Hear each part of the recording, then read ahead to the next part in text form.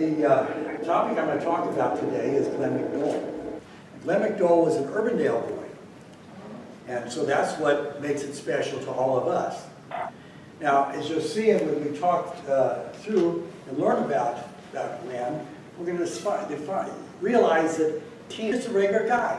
He was just a normal, ordinary, typical, I'm going to say teenager for that era, probably for this era as well. Experience.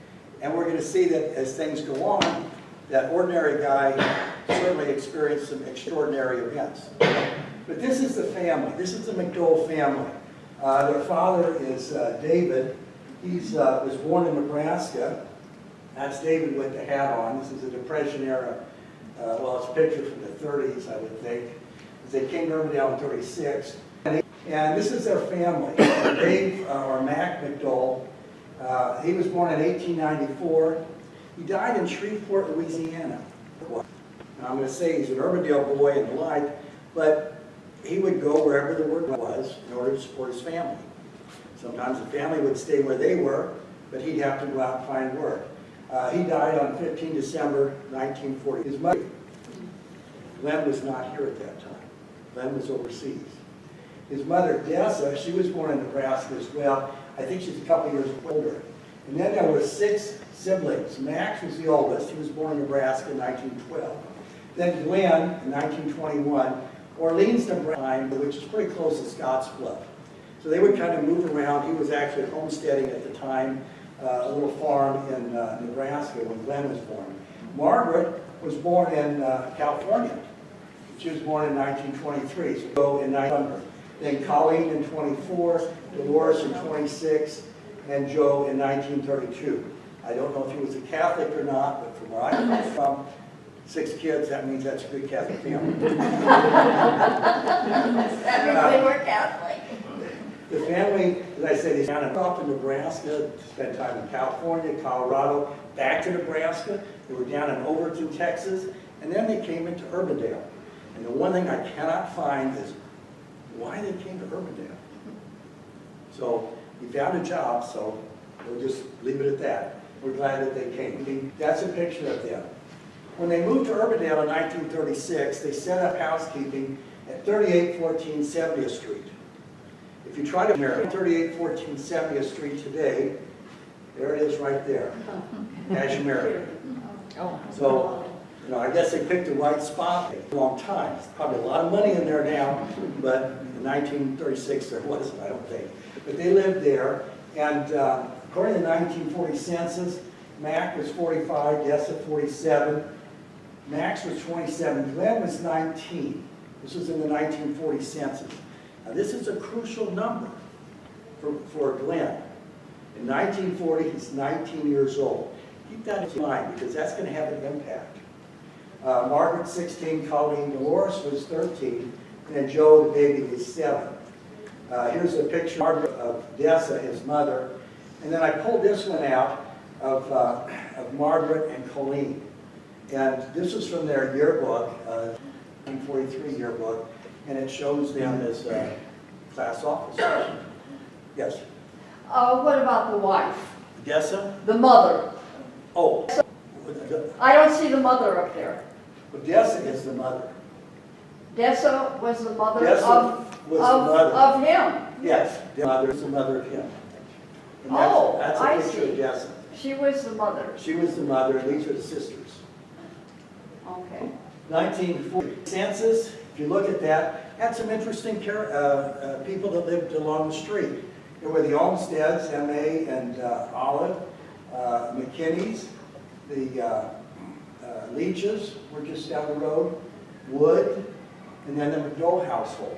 So there were actually years of people that have their fingerprints all over Urbandale in terms of development and over the years that all lived on 70th Street. So they were in good company, had good neighbors. Now, I mentioned that Glenn was like a regular guy, and he was. He was in high school, he enjoyed his high school, he was 1938-39, his sophomore year, he was the sophomore class president. And he was a reporter for Blue Jay Chatter, which was the high school newspaper. And for the most part, it was also the community newspaper. If you want to know what was going on in the community during those years, you read the high school, the Blue Jay Chatter. Lots of information as to what was going on. And also, one of the things that I found interesting as I've looked over them over the years is they like to tell jokes. So you'll always find a joke somewhere in those newspapers. At the end of a column as a filler or what have you. His junior year, he was secretary-treasurer, and now he's the co-editor of the Blue Jay Chatter. His senior year, he was also a co-editor of the Blue Jay Chatter. And there is Glenn McDole as a high school, that would have probably been his junior class picture. So that's the way he looked back then. He liked sports. Football was his favorite, but he also played a lot of basketball. This is from the 39-40 football, so that was in the fall of 40. And you see they defeated Woodside, 13-12. They thumped Von Durant, 39 there is no number. And then it was 39-2. They beat Altoona, 34-12. And then they played Reynolds, 46-0. So that was a pretty successful year. And I don't know if these are the only games that they played that year, but I do know the last game that they played was against Grimes. And I think they lost. And then that was football. He had played basketball as a starter on the basketball team for at least 2 years and really enjoyed basketball. As a matter of fact, when he went into the service, he continued to play basketball. As a matter of fact, he made some good buddies by playing basketball that literally carried him through the rest of the years. And he liked to box. I saw that he had several boxing tournaments in his earlier years, so he enjoyed boxing as well. And I know that he enjoyed fishing and hunting and what have you with his father. Now, Coach was 19 in 1940. Well, at the end of the football season, Coach Perkins calls him in the office. And he says, Mac, I don't know how to tell you this. Mac was all excited because he's looking forward to his basketball season. He says, Mac, you're not going to play basketball this year. Your sports days are over. In the state of Iowa, you cannot participate in high school sports if you're 20 years old. Remember, Mac was 19 on that census. He's going to turn 20 in February, which is going to pretty much shoot the rest of his high school career as far as sports are concerned. Well, Mac wasn't happy about that. Now, and we run into a guy by the name of Mike Wilson, who was with the Iowa State Patrol. And they got friends. Wilson would show up at their basketball practices and some of the football practices, and he kind of befriended some of the guys there on the teams. Well, Glenn decided that he wanted to be an Iowa State Patrolman. Now, here we have a little paradox. He's too old to play any more high school sports, but he's too young to join the Iowa State Patrol. So Wilson suggested at one time or another that maybe he ought to look into the Marines. Now, in the book, his book, hold that book up a second. I'm going to get this, okay, you've got one, before you get out. Last Man Out. This is a book by Bob Wilbanks, but it's Glenn's words, and it basically tells us about Glenn. A lot of what I have and know of Glenn McDole comes from that, as well as some other sources. But anyway, Wilson didn't tell him that he was, according to the book, a former Marine. Now, are any of you guys Marines? I have a number of friends, close friends that have Marines. One of the things is, once a Marine, always a Marine. So Mike Wilson was not a former Marine, he was a Marine. But he never told me the Marine. And he suggested to Mac that maybe you might join the Marines until you're old enough to join the State Patrol. Well, after talking with Coach Perkins, Mac wasn't happy. Now, Mac had an Irish temper, I think would be a way to describe it. So he went out of the office and he wasn't a happy camper. And if I can't play basketball, my sports day's over, what am I doing sitting here going to school? So he gets in that evening gets into his Model A car. Now, as a high school senior, he's got his own car. That's pretty good. But what he had done was he made a deal with, and I'm going to guess it might have been Lamb's Dairy, but one of the dairies in town. And he worked all summer at no charge. He didn't get paid for working that summer. But the deal was, at the end of the summer, he got the car. So now he's got his own car, with some of his buddies, and they go over to Reed's Ice Cream. Now I know there's several here that know of Reed's Ice Cream. So they went over to Reed's Ice Cream to have some ice creams and, you know, basically figure out what Mac's going to do. Well, he decided he's going to join the Marines. The Marines had something there. You know, just join the Marines.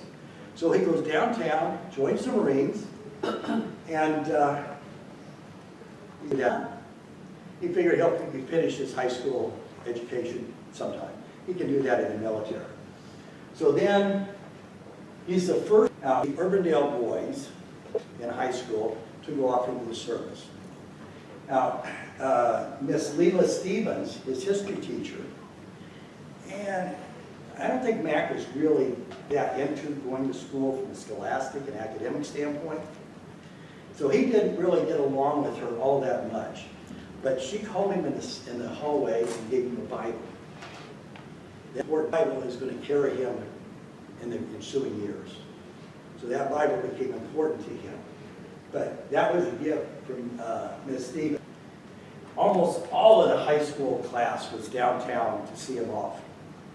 And when I say almost all the high school class, that included his two girlfriends.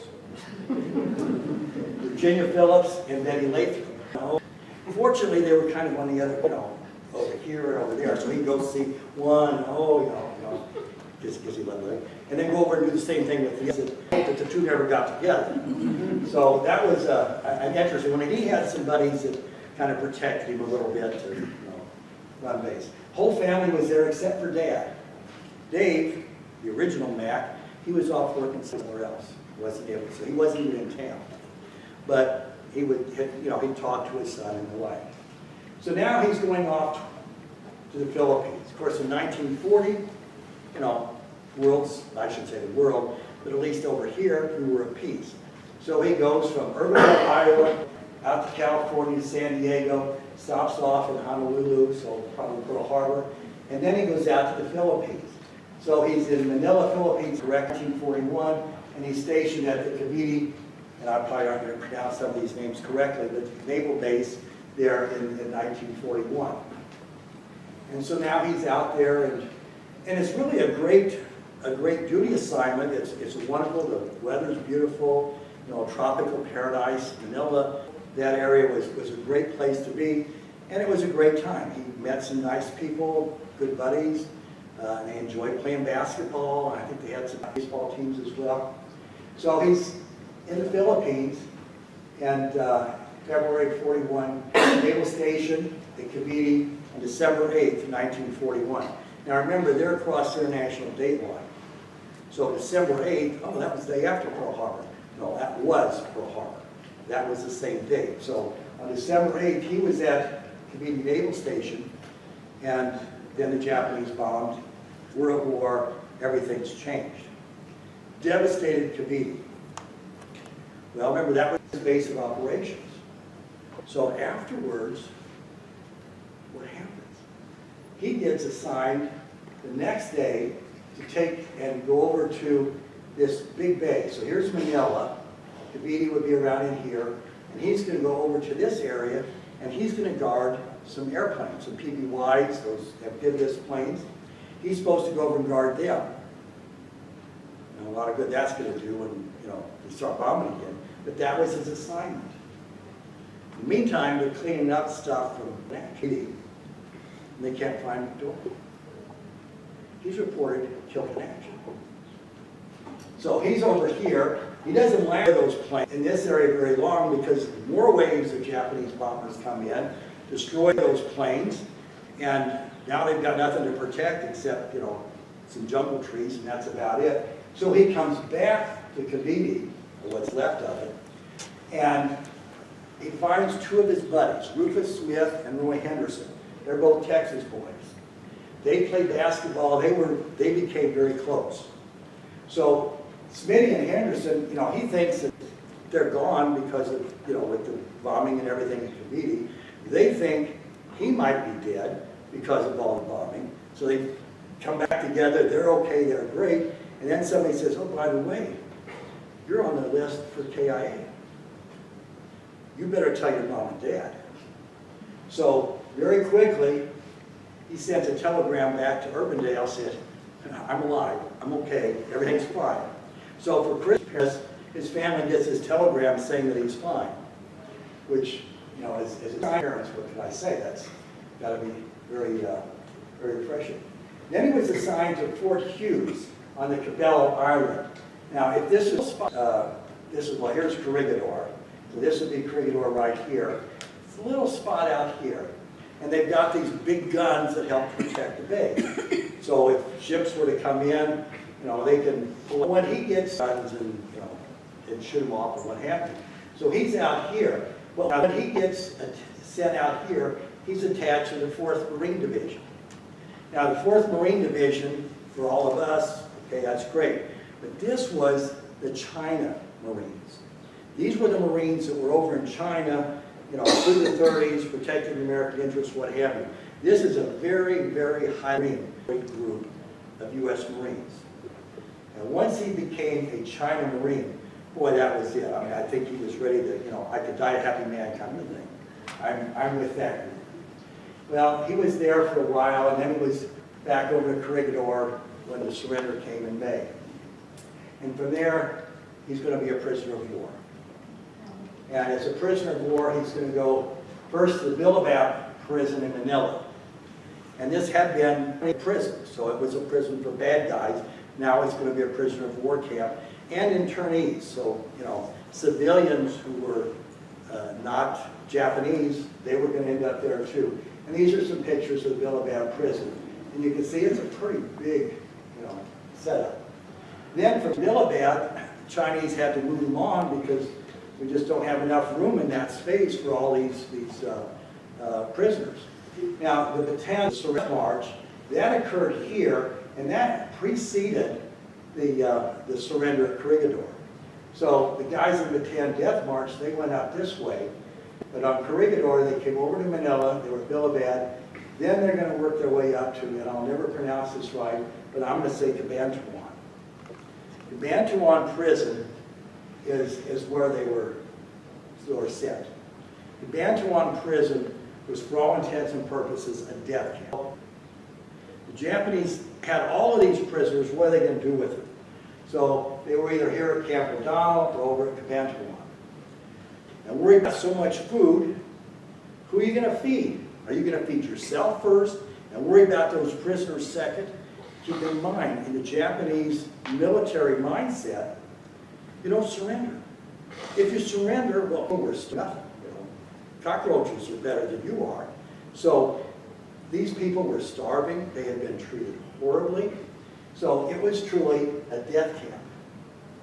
Now, the only way that you were going to live, at least at that time, thought was, you got to get out. Well, okay, so we escape. Where are we going to go? And they're going to hunt us down and kill us anyway. So he made a pact with Smitty and Henderson. And that pact was they would survive. They decided right then and there, we're going to make it.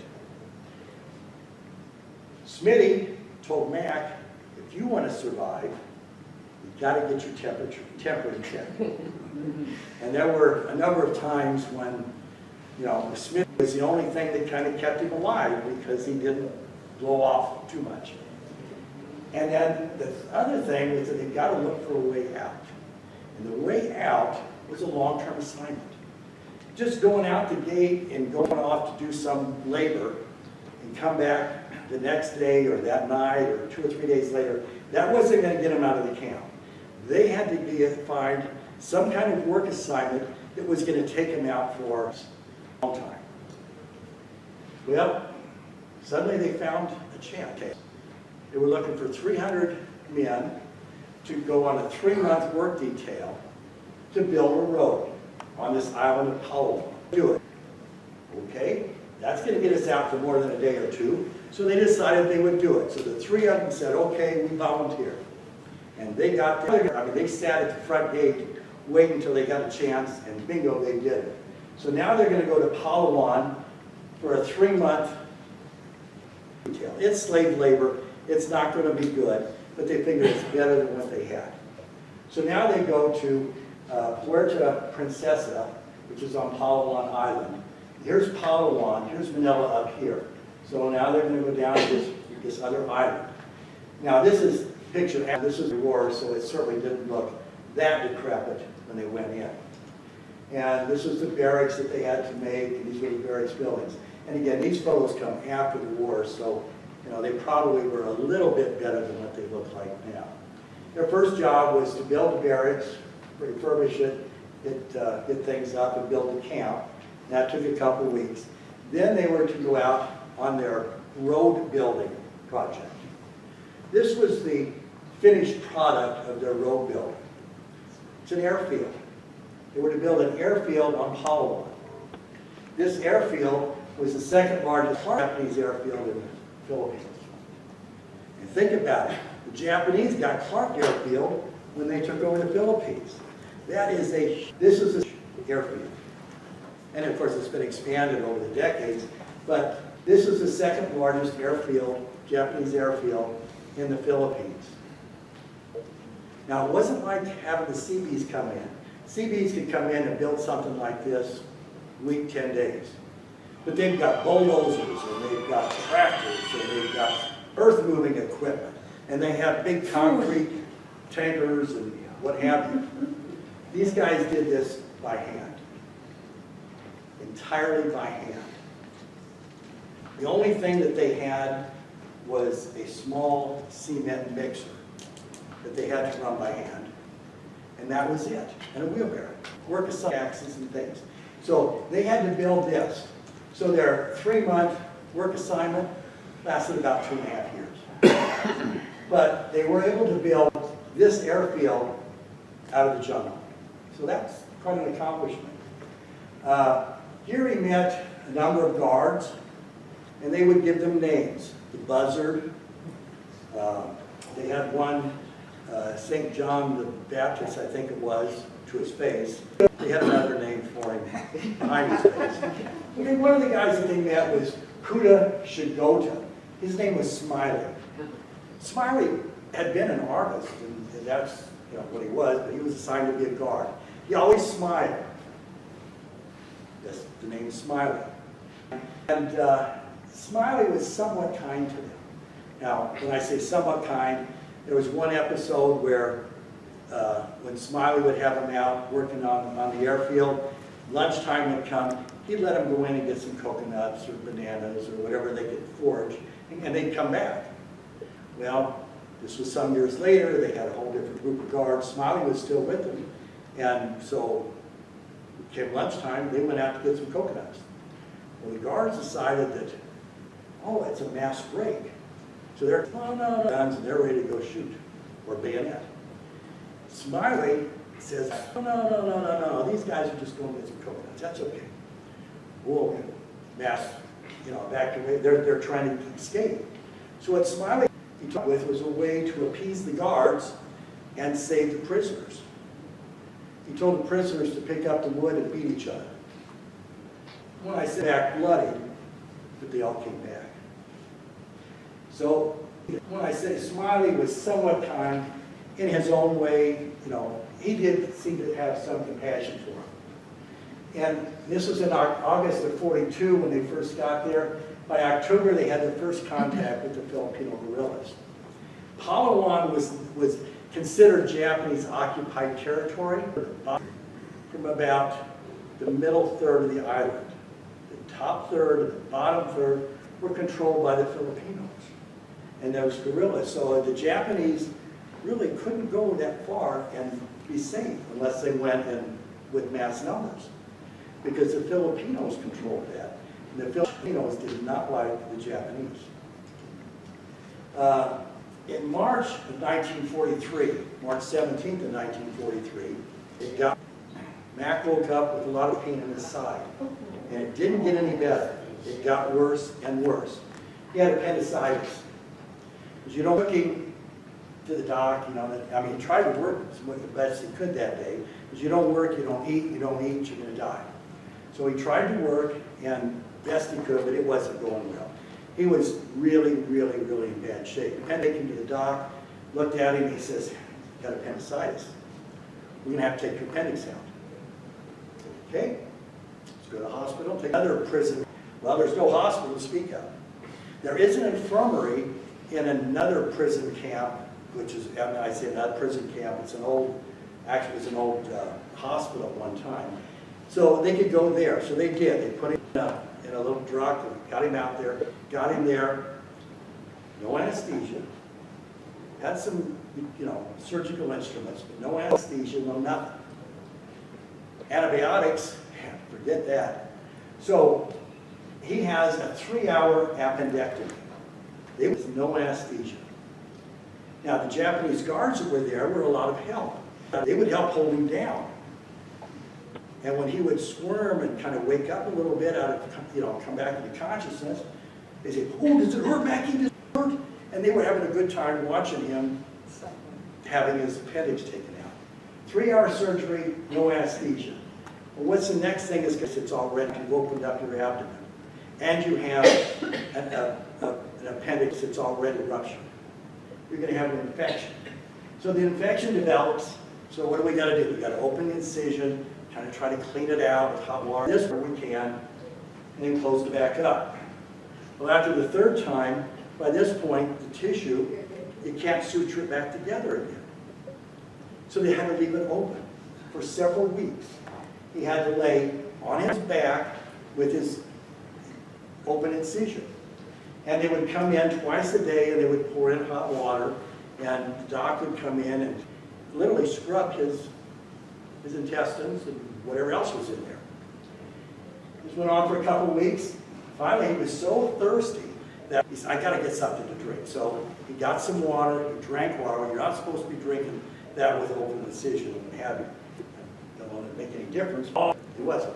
Well, then all of a sudden he felt something go pop. All of this stuff comes oozing out. That was the infection. Recovered now. So about another week of the washing, he recovered. Now comes the problem, how are we going to close him up? We don't have any more suture material. Our cat gut's all gone. We don't have anything. But what did he have? Buttons. So he's got 6 buttons on one side, 6 on the other, and they just tie him up like you would shoes. Now, that's got to be a cool thing, right? So the guards all want to come in and take a look. He charged them cigarettes to take a look at his buttoned up incision. And McDole doesn't smoke. But cigarettes are worth more than $50 piece of paper. That was worth a lot of money. So he was eating real good afterwards because he had the cigarettes that he could barter for food. So now he's working in the commander's office because he can't go out and work on the airfield. So he's working in the commander's office, and it's during that period that he memorized the names and the hometowns of all the prisoners in camp. That is a vital piece of information that was going to become very necessary down the road after liberation, because he knew who was there and where they were from. In June of 1943, the War Department informs McDole's family that he is in fact a POW. Before that, action, he was simply missing in action, which was better than what he had been before when he was killed in action. So, things are stepping up. Henderson, Roy Henderson, one of his buddies from Texas, he got injured, and it was actually a fight with another prisoner. And from that injury, he was shipped off to Billabad Prison in Manila. So now, of the 3, there's just Smitty and himself.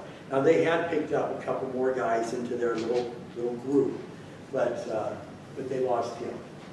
And here we have the telegram. It was received on Mother's Day, 1942. Boy, I tell you, that's got to be bad for a mother to get a note like that. Could be worse. Again, it could have been that he was killed, but still, on Mother's Day of all things. And then after that, he was, the 11 Iowans is listed as prisoners. This Des Moines Register.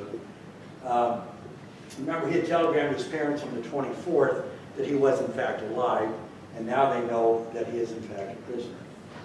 And this is what it was like at the home front. Here we had 3 different women. There again is Mrs. McDole, Dessa McDole. And she was one of the number that had their sons as prisoners. In December of 1943, a letter arrives from Dolores. Remember his younger sister Dolores, the 13-year-old? Well, by now she's a little older than that. But she gets a letter and says, "Hi Glenn, miss you so much and pray for your return soon. Pancakes are still waiting on the griddle for you." He loved cakes. But we have him as a lion, I tell you. You know, when we grill our pancakes, of course he might eat them all. Tonight I'm going out with Johnny Surface. I know you don't know him, but he works at Boyd Harness with Mom. His mom's name is Mrs. Mary Service. I love you. Hope to see you soon. Love, Dolores. Johnny Surface. Man, never heard of him. Who do you think is in prison with him in Palawan from Des Moines, but a guy by the name of Charlie Pop Surface? Charlie who? Pop, they call him Pop, because he was an older guy. And he played in the band, what have you. Actually, he was ready to retire, leave the service. His list was up, but then the war came along. He decided to stick around. So he is there. This is Johnny Surface's father. So Dolores sends a note in December saying, "Hey, I'm dating this guy. You never heard of him, but his dad is there with him."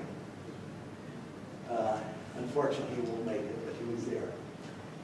September of 44, camp population reduced from 300 to 150. The reason for the reduction is that they have essentially completed most of the work on the airfield. A lot of the stuff that they're going to do now is just to maintain and maybe expand a little bit, but the heavy work is done. In October of 44, U.S. bombing begins. This is the policy of one camp. And you can't see it very well. I mean, I could make this thing as big as it wants, and you could just make it out. But they have on here United States prisoners on the roof. So the prisoners were able to convince the guards to let us put something on the roof so that the bombers don't bomb us. Well, that was okay with the guards because then they knew that anything that they wanted to put in that building was going to be safe. Or at least as safe as could be, because the American bombers are going to try to avoid that. So that's actually what they did. But this is as indicator, shows you the camp itself. And then in November of 44, they began to dig bomb shelters. The bomb shelters, there were 3 main bomb shelters. All of these 3 big ones, they were 5 feet deep and 4 feet wide. And they would be covered with wood and then put dirt over the top of it. So this is where they could go and, during an air raid. They also had, bomb shelter A would accommodate about 50 men, 35 for B, and about 30 men for C. For C, and I'll show you a little diagram a little later on this, on where particular, all of them were, especially C. But I want to point out that here's the beach. Here's the camp. Those air raid shelters are over here. So kind of in your mind, keep this picture of how close those air raid shelters are to this, I don't know what I call it, a cliff or incline. It's not a drop cliff, it's more of a slope.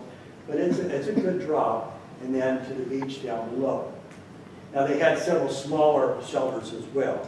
The Japanese, in December of 44, the Japanese were getting concerned that the Americans were going to invade. And their biggest concern was when they go to Palawan. The rest of the Philippines certainly. But what are they going to do with the Filipinos and the U.S. POWs?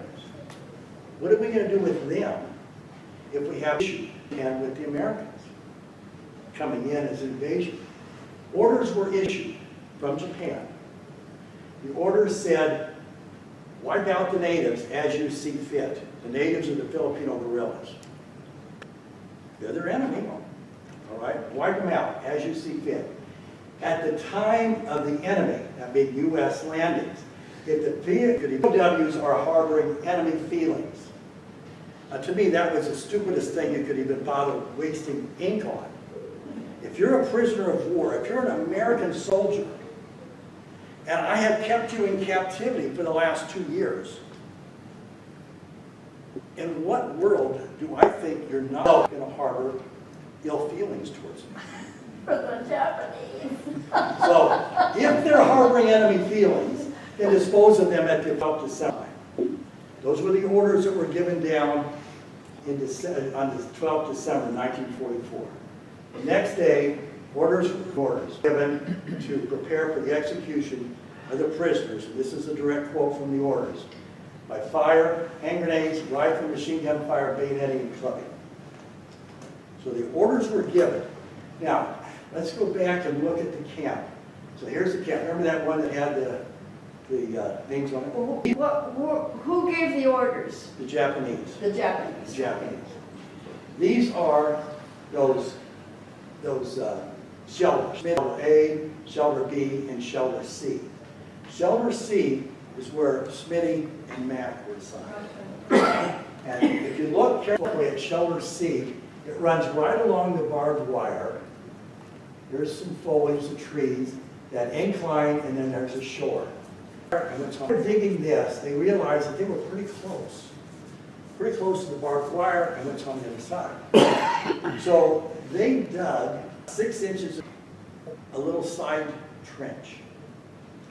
And they had about 6 inches of dirt left. They had a rock in here to kind of hide it from the Japanese. So now this is where they're sent. So on that morning of the 14th, they were sent out to repair the airfield. Okay, they had bombing to repair there. So they did that. Then Sato, which was one of the poncho guards in the camp, he came out, stood up on a little box, and made the statement that the working days are over. Now, on the one hand, you'd think, okay, fine. I said, we've done all we can for the airfield. I guess they're going to send us somewhere else. Sato had other plans in mind. Think of those orders from the day before. So they were all sent back to the barracks camp. They got back, air raid sirens went off, they had to go to the shelters, and they ducked in their shelters. They were there for a while. No bombers. Nothing. So they're coming in, everything looks, okay, it's over. Air raid sirens sounded again. And then they were sent back into their trenches. This was about 2:30 in the afternoon. At that time, the order was given to execute the prisoners.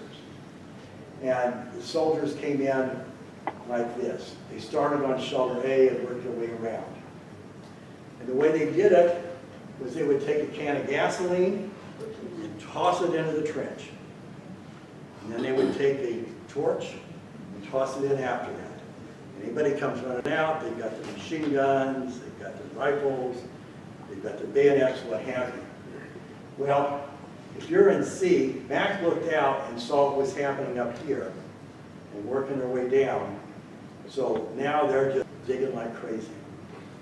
And so they dig like crazy and got that 6 inches of dirt out. And therefore, they tried to get themselves out, go over this little cliff or incline and down to the beach. Now, there's a way out. And the book is said Last Man Out. There's a reason why it's called Last Man Out. The last man out of that trench was Mac. Part of the reason why he was the last man out was one of the other guys who was one of the older prisoners. He grabbed him and was trying to help him get out as well. So they got out, they ran down the beach. Smitty and Mac were together. And they're running down the beach. The Japanese had figured out, some people have escaped, they're not getting dynamite they're supposed to. So now they're chasing after them. And they're standing up above, shooting down onto the beach as well. Smitty could run a little faster than Mac. Kind of made me think of that story about, the grizzly bear, and you and I are out and kind of, come across a grizzly. I don't have to outrun the bear. I just have to outrun you. Well, I'm not saying that Smitty was trying to outrun Mac, but Smitty was a little faster. So Smitty made it to a ravine, dug in, and hid. A little slower, didn't quite make it to the ravine, but he found a garbage dump. Garbage dump. 2.5 self-years of accumulation. So what does Mac do? He digs himself into the garbage dump. Now there's 2 other guys already in the garbage dump, so that gives you an idea how big this thing is. Now one guy can't stand it anymore, and he runs out and tries to get away. Now the Japanese get him. The other guy is in there, and eventually the smell, the maggots, whatever else was crawling in there was too much. He jumps, they got him. Mac doesn't move, doesn't breathe. He just stays deep in that garbage dump. The 14 there, next, stayed there all through the rest of the 14th, to the night of the 15th, the night of the 14th, early morning on the 15th, he looks out, doesn't see anybody, so he thinks, okay, I can get out now. So he finally gets out of that garbage dump. Now, this is where they are. This is what is called Inuit or something of that nature. But this is where the Filipino gorillas are. So if he can make it across the channel, through the jungle to here, he's got a chance of getting to safety, of getting to the Filipinos who will hide him and take care of him. But he's got to get off the beach, he's got to get across the channel and through that jungle. Well, he makes, first thing he thinks about, well, I'll swim it. So he takes off to swim it. Storm comes up, high waves, what have you, forces him back. And that was when he found this kind of hole in the it was a sewer outlet. So, what are your odds? What are your chances? He goes in the sewer outlet, finds it opens up into a cave he can kind of sit in. So now he's in this cave in the sewer outlet. And so he sits there. He also found out on the beach a guy by the name of Dave Hamrick. Now Dave had been shot with rifles and what have you, and for all intents he had blood severed his arm. It's still attached, but not much there. Gangrene is setting in. He's had blood loss. I mean, he's dying. But he's still alive. So he gets Hamrick into the sewer cave, and so they sit there until the 16th. And then they try to take off and swim the jungle. Hamrick can't make it. Hamrick, go on, you know, I'm done for. No. So he takes Hamrick back to the sewer cave. And there they are to the 16th and on the 17th. Hamrick finally dies. McDole stayed with him. And then he buried him as best he could. So he stayed with him on the 16th and on the 17th. Now it's just McDole. So come the 18th, he takes off. And he's swimming across the channel. He knows he's got to go south. You're in the southern hemisphere. You look to the Southern Cross. That's what got him across. And then he finds it somewhere. So he's probably, at that point, up here in this river somewhere. He finds his fish trap, and he basically just wraps himself into it and waits. Village. And then the next morning, he hears voices from the village moving around. Now his concern is, well, are they really Filipinos? And if they are Filipinos, are they going to be Japanese-sided or American-sided? Just wait. And so he waits.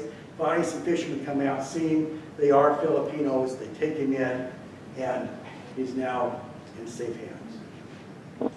Now he's got to escape because he's way up here. And he needs to get down to here.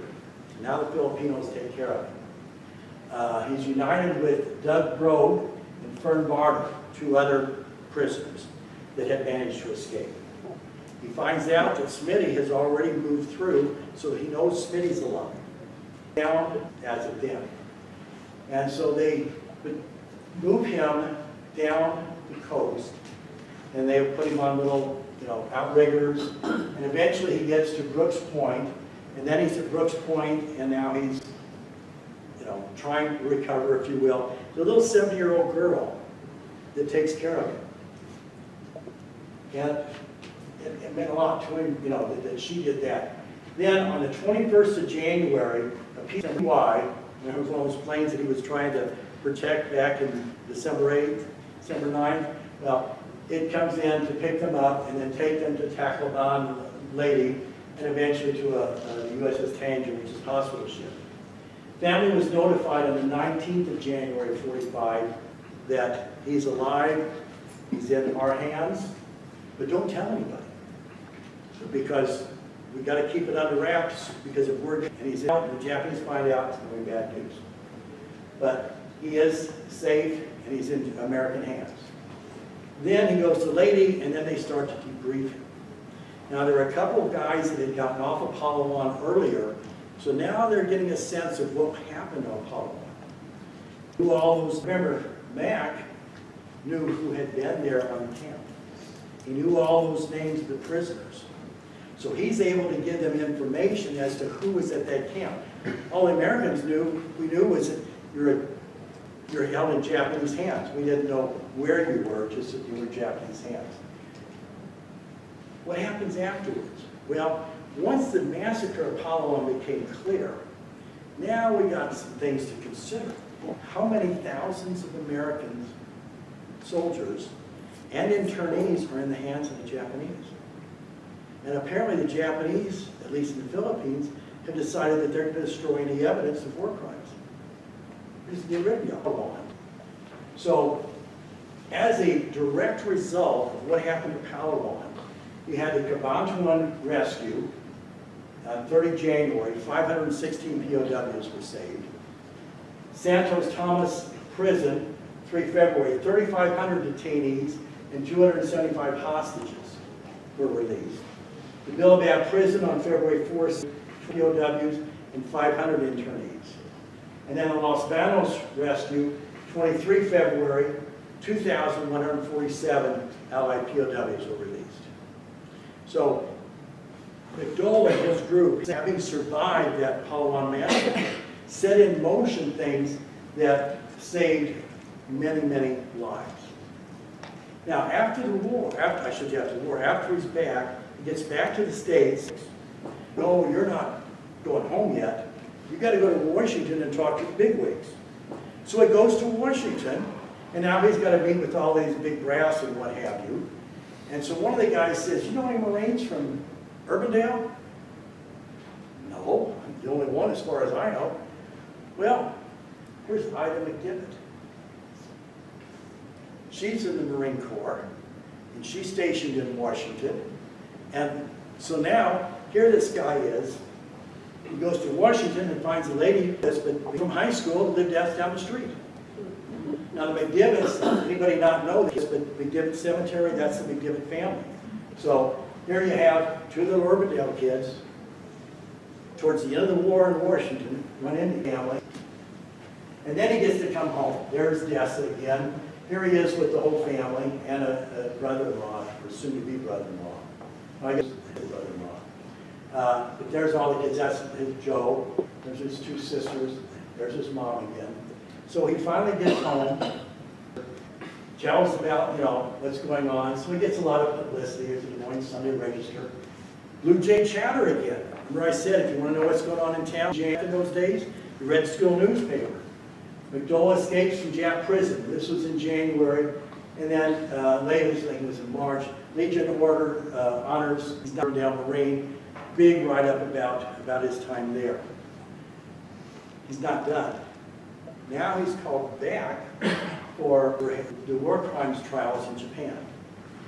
There were a total of 33 guards were located and then charged. All of them, of course, one of the guards guilt. No, we didn't do anything. And after denying involvement, one of the guards should go to Smiley. He asked to speak with Mac. Now, he'd already been interrogated, and he denied it everything. He asked to speak to Mac. So McDole comes in. He's very remorseful. He begs Mac for forgiveness. He said, "I'm sorry of everything that we did to you guys." McDole says, "Tell the truth. Tell them what happened." So Shigoda does. And as a result, 33 were charged, 16 were tried, and only 6 were acquitted. So 10 of them were actually found guilty. Now, it's all said and done, and Mac's kind of getting ready to leave, and he thinks a minute. What about Chagall? What's going to happen to Smiley? So he goes to the prosecutors, and he says, you know that Smiley guy? He actually showed some care. He showed some compassion. He did talk to us. He let us, go out and get some coconuts, what have you. And so as a result, Smiley was released, and he got to go back to being an artist. He's married that little 7-year-old girl. Years later, find out that she's married a guy in Wisconsin. She married a guy in the Philippines. He was a physician. They end up in Wisconsin. And here he is with her, that little 7-year-old girl. Back to normal. He's released from active duty on the 25th of November, 1945, and he becomes an active reservist in the United States Marine Corps. He gets classes at the American Institute of Business, and he goes back to boxing and bowling and some of the other things he did. I think this might have been his last boxing match. He took a guy from, I forget where it was, Colo, and he got defeated. Not the Colo guy, McDole. So that's why I said maybe this was his last boxing match. This would have been 6. So he's trying to ease back into normal life. He's downtown. He's with a buddy that had been at Palawan by the name of Ditto from Des Moines. And Ditto happens to have a next-door neighbor.